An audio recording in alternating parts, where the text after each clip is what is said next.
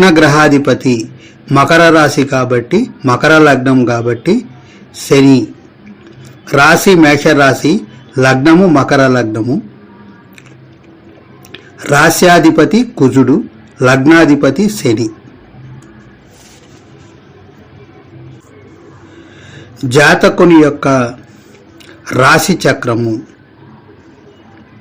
మకర లగ్నము, మేషరాశి. మకరంలో బుధగ్రహ సంచారము, అనగా లగ్నంలో బుధగ్రహ సంచారము.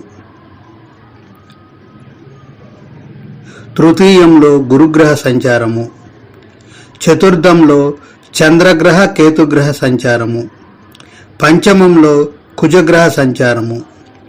షష్టమంలో ఏ గ్రహ సంచారము లేదు.